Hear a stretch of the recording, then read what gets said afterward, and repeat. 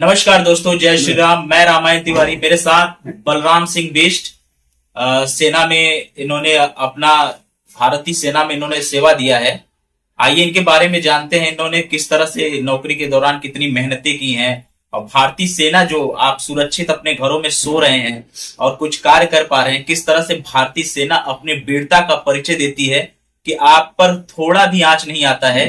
और भारतीय सेना आपकी सुरक्षा के लिए चौबीसों घंटे किसी भी तरीके से, चाहे बर्फबारी हो चाहे बारिश हो, किसी भी हालात में आपकी सुरक्षा के लिए बॉर्डरों पे खड़ी रहती है। आज आइए हमारे साथ रिटायर नायक बलराम सिंह बिष्ट जी हैं। आइए जानते हैं इनसे कि भारतीय सेना का जीवन किस तरह से कठिनाइयों से बीतता है।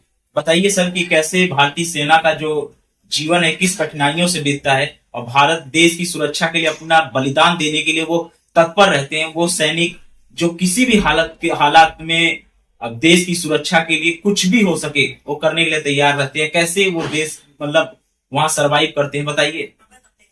बताना क्या है, जब 1900 जो है 80 में हम करगिल गए थे, उस समय ना तो आर्मी की कोई तनख्वाह थी, ना कुछ था, ना वो था, इतनी फैसिलिटी नहीं थी।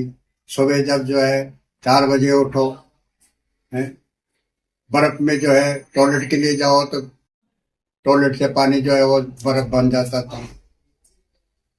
कितनी कठिनाई हमने करगिल में वो ऊपर लेह में काटी। रात दिन जो है कभी कभी कानबया जो है 3-4 दिन तक फंसी रहती थी, बर्फ पड़ जाता था। उसी में जो है ना कभी सूखा आटा खा लेते थे, कभी चावल ही गीला करके खा लेते थे, जबकि राशन पानी कुछ 4-5 दिन तक रास्ता बंद हो जाता था। ऐसे ऐसे कठिनाइयों से हमने जो है ना वहाँ अपना जीवन व्यतीत किया। यहाँ क्या है, यहाँ तो जो है मस्ती है, हर चीज जो है मिल जाता है, खाना मिल रहा है, पानी मिल रहा है। वहाँ ना पानी मिलता था ना, और सबसे प्रॉब्लम तो वहाँ है कि ऑक्सीजन नहीं थी। ऑक्सीजन की बिल्कुल कमी थी यहाँ। हर कदम पे जो है ना सांस लेने मुश्किल होता था। इतनी कठिनाइयों से हमने जो है ना आर्मी को झेला है, आर्मी की जो है ना वो शुरू से। तो आपने इतनी कठिनाइयां इस देश के लिए ली है कि लोग सुरक्षित रह पाए। हाँ, देश के लिए तो, बाकी हम अपने जीवन के लिए थोड़ी ले रहे, अपने पेट के लिए थोड़ी कर रहे थे। देश की रक्षा के लिए जो है ना बॉर्डर पे तैनात रहते हैं हम 24 घंटा। किसके लिए रहते? इस भारत माँ के लिए रहते हैं, ना कि अपने लिए रहते।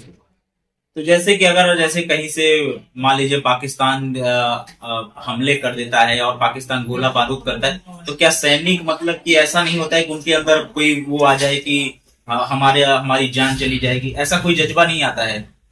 नहीं नहीं नहीं नहीं, जब आर्मी में आदमी पोस्ट पे चले जाता तब उस समय जो है अपने खाली भारत माँ याद आती है, बाकी न बीवी न बच्चे न। अब खाली अपना देश याद आता है कि हमने वह देश के लिए कुछ करना है। उस समय कोई अपना याद नहीं रहता। तो किसी भी हालात से गुजरने के लिए भारतीय सेना जो रहती है हर समय तैयार रहती है। हर समय का 24 घंटे जो है पहले पे रहती है।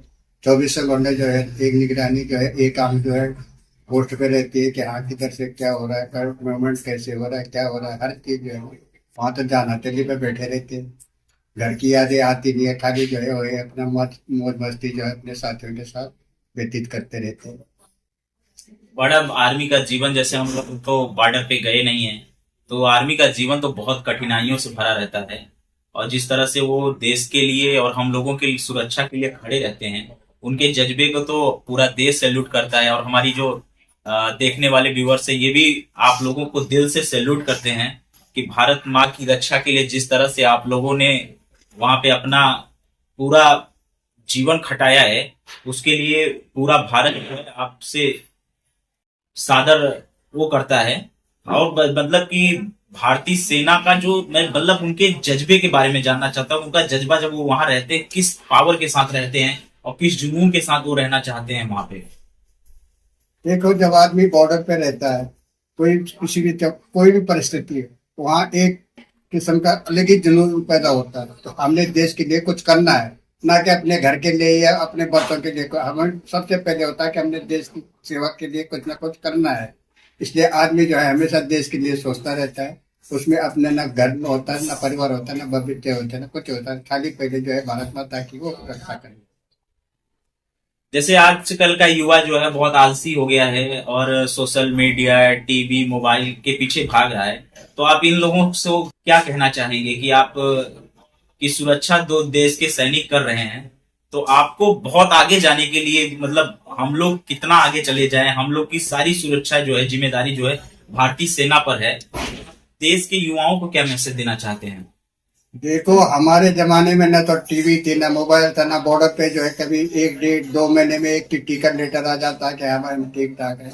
इसलिए मैं कितने भी युवाओं से यही अनुरोध करूंगा कि कम टीवी देखे, ज्यादा से ज्यादा देश की सेवा के, देश की लिए उन्नति के लिए कुछ ना कुछ करे।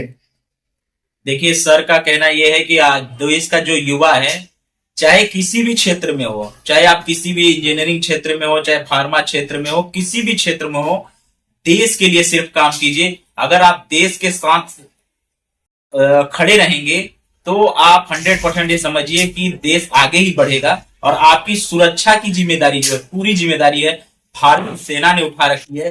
बस आपको इस देश को आगे बढ़ाना है, चाहे आप किसी भी क्षेत्र में रहिए, चाहे आप इंजीनियरिंग क्षेत्र में हो, फार्मा क्षेत्र में हो, चाहे डॉक्टरी क्षेत्र में हो, किसी भी, या टीचिंग क्षेत्र में हो, जिस भी क्षेत्र में आप हो, भारत माता को पहले रखिए। और इस देश की सुरक्षा की जिम्मेदारी हमारे सर जैसे लोगों ने उठा रखी है। आपको बस पढ़ना लिखना और देश को आगे बढ़ाने के बारे में सोचना है। आप आए इस स्टूडियो में, आपका बहुत बहुत धन्यवाद सर। देश आपसे ऐसे ही वीर देश के अंदर पैदा हो, जिस तरह आपने देश की सुरक्षा की है। और देश के लिए सर, आप देश को अगर बताना चाहें हमारे व्यूवर्स को कि आप मतलब कहाँ कहाँ पोस्टिंग किए हैं, मतलब कहाँ कहाँ आप देश के बॉर्डरों पे रहे हैं? आपने तो सबसे पहले जो है कारगिल में ले में रहे, फिर इधर सिक्किम साइड में रहे। जहाँ सिक्किम में आपने कभी बर्फ देखा नहीं, वो काला बर्फ होता है कि 1 मिनट में आज फिसल जाता है, वहाँ काला बर्फ पड़ता है, सफेद बर्फ नहीं पड़ता। इतना भयंकर होता है कि वहां तक नौकरी के। भूटान रहे, श्रीलंका रहे, जब ये युद्ध हुआ था उसका मुक्ति वाहिनी बनी थी, तब हम जो है वहां गए थे। सर, आपने देश की सुरक्षा की, आपको दिल से सैल्यूट। पूरा देश आपको देख रहा है। बस आपका अंतिम व्यू, अगर आप कुछ कहना चाहें देश के लिए। अंतिम क्या करना, यही कहता हूँ युवाओं से कि जो है आगे आए, देश की सेवा के लिए रहे और हमेशा तन मन धन से देश की सेवा करें। यही आपका उद्देश्य है। जय हिंद, जय Bharat. Thank you sir, thank you sir.